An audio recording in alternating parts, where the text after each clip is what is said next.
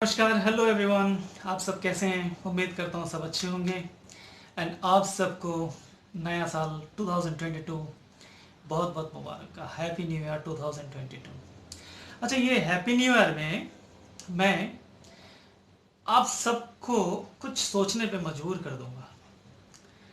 ये सोचने पे कि आपके ज़िंदगी के मायने क्या है, आपके उद्देश्य क्या है, क्या आप अपनी ज़िंदगी फुलफिल जी रहे हो या कि नहीं। चलो, ये सवाल आप अपने आप पूछो, खुद को ये सवाल पूछो और जवाब दो, तो आपको खुद को समझ में आ जाएगा। मैं बताता हूँ। सबसे पहला सवाल आप खुद से करें, क्या कौन सा काम करने में आपको सबसे ज़्यादा मज़ा आता है, लाइक प्रोफेशन रिलेटेड। दूसरा, क्या उस काम पे आप बहुत एक्सपर्ट हैं। तीसरा, वो सेम काम करने से जो करने से आपको बहुत मज़ा आता है, जिसमें आप बहुत एक्सपर्ट हैं, और उससे आप अर्निंग कर रहे हो, और इतना कि आप अपने खुद के और खुद के फैमिली के सारे ज़रूरतें पूरा कर सकते हो आसानी से, और उस काम करने से इंसानियत में, समाज में कुछ दूसरों को आप कुछ बेनिफिट पहुंचा रहे हो। अगर आप वैसा कुछ कर रहे हो तो यकीनन आपको आपके ज़िंदगी के मायने समझ में आ गया होगा। अब अपने ज़िंदगी में खुश हैं, आपको आपके ज़िंदगी की मकसद मिल गया। प्लीज़ इसको स्पिरिचुअल वे पे मत सोचिए। ये एक रिसर्च के दौरान पता चला कि एक रिसर्च में ऐसा एक सर्च किया गया था कि दुनिया में 100 साल से ज़्यादा कितने इंसान जिंदा हैं। तो रिसर्च में पता गया, जापान में एक गांव में, वांग कोई गांव के नाम है, जिसमें 100 साल से ज़्यादा उम्र की सबसे ज़्यादा इंसान जिंदा है। पहली बात। दूसरी बात, वो सब स्वस्थ हैं, अपने आप अपने ज़िंदगी में बहुत खुश है। और उस गांव पे पता चला लगभग सारे लोग खुश हैं। पर सारे लोग ऐसा नहीं कि बहुत ज़्यादा रिच है, उनके पास बेशुमार दौलत है, इस वजह से खुश हैं। लेकिन वो सब वो काम करते हैं जो काम करने में उन्हें मज़ा आता है, जिस काम में वो एक्सपर्ट है, और जिस काम से दुनिया को और फ़ायदा पहुंचा सकते वो लोग, और जिस काम करने की वजह से उन्हें इतना अर्निंग हो जाती है जिससे वो खुद के और खुद के फैमिली के तमाम खर्चे आसानी से उठा सके। इस कंसेप्ट को कहते हैं इकिगाई। इकिगाई एक जापानीज शब्द है। इसका मीनिंग है आपके ज़िंदगी के मायने।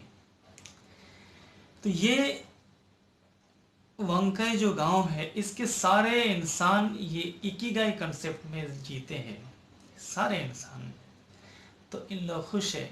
तो क्या आपको आपके इकिगाई समझ में आ गया है? और अगर नहीं आया है तो आप तलाश करें।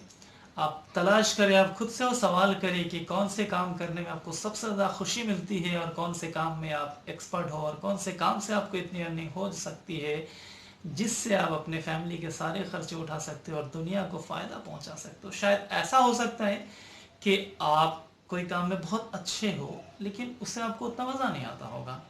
ऐसा हो सकता है कि कोई काम में आप अच्छे भी हो और उसे करने में आपको बहुत खुशी होती हुई, लेकिन उससे आपको अर्निंग नहीं होता होगा। या तो तीनों होता होगा, चौथा ये है कि उससे आप दुनिया को कुछ फ़ायदा नहीं पहुंचा पा रहे। तो अगर ये चार कंसेप्ट जब मैच होता है तो मिलता है आपको आपकी इकिगाई। तो इस चार कंसेप्ट मैच करने का तरीका भी मैं आपको बताता हूँ।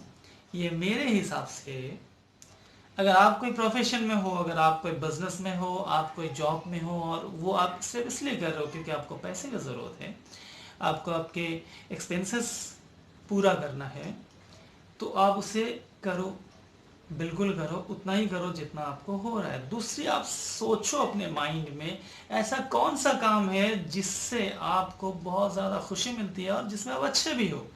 और अगर आप उससे अच्छे नहीं हो उस काम पे, जिस काम करने से आपको बहुत खुशी मिलती है, अब देखो कि उससे इन फ्यूचर में कुछ अर्निंग हो सकती है या नहीं, और उससे दुनिया में कुछ फ़ायदा हो सकता है कि नहीं। तो आप एक साइड पे जॉब करो या बिजनेस करो, आपका जो रेगुलर अर्निंग आता रहेगा वो आते रहेगा, फिर उस काम को कंटिन्यू आप प्रैक्टिस करते रहो। कह एक हकीकत है, प्रैक्टिस मेक्स मैन परफेक्ट। अगर आप जितने ज़्यादा प्रैक्टिस कर पाओगे, शायद उतने ही ज़्यादा आप परफेक्ट होगे। और कोई ऐसा काम होगा जिसमें आप बहुत ज़्यादा परफेक्ट हो और उसे करने में बहुत खुशी भी आती हो, तो मज़ा ही आ जाएगा ज़िंदगी जीने का, और उससे आपको अर्निंग भी आ जाएगा। जैसे बहुत सारे एग्जांपल है। अगर आपको सपोज़ आपको पेंटिंग करने बहुत पसंद है, लेकिन आपको पेंटिंग आता नहीं है, तो आप पेंटिंग करना प्रैक्टिस करो। और आप ये सोचो कि एक वक्त ऐसा आ सकता है कि आप पेंटिंग से भी बहुत अच्छे अर्न कर सकते हो, पेंटिंग से आप दूसरे को सिखा सकते हो।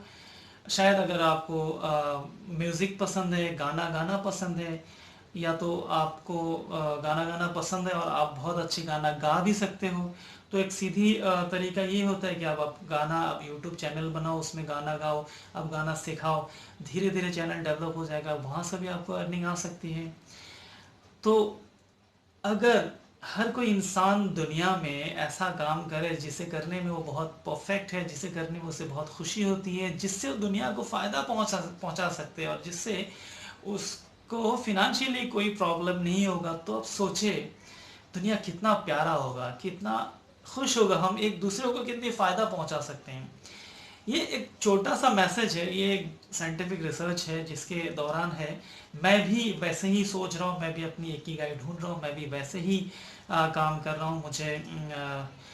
मैं एक फैशन डिज़ाइनर हूँ, तो मैं अपने प्रोफेशन करता हूँ, मेरे वहाँ से अर्निंग हो जाती है। मैं एक्चुअली सिंस बिगनिंग मुझे आर्ट फील्ड बहुत पसंद है, सो मैं डिज़ाइनर हूँ, उससे मैं अर्निंग भी कर लेता हूँ। अब मुझे मैंने चैनल के नाम भी आर्ट विद आज़ाद रखा है, तो मैं यहाँ पे कुछ आर्ट रिलेटेड बातें करूँगा। तीसरी बात, मुझे बहुत खुशी मिलती है, मुझे लोगों को इंस्पायर करके, लोगों को मोटिवेट करके, अगर मेरे अंदर कुछ अच्छा चीज़ है मुझे दूसरों तक पहुँचाने में बहुत खुशी मिलती है।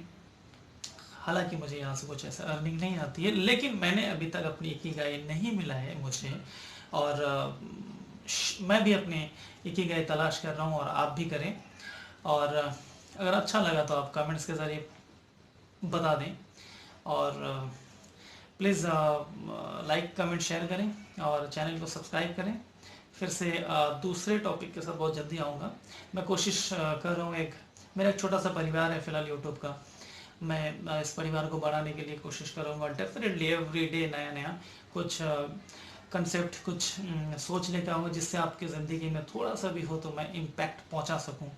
आज के लिए इजाज़त दीजिए, फिर कभी नया टॉपिक के साथ। नमस्कार।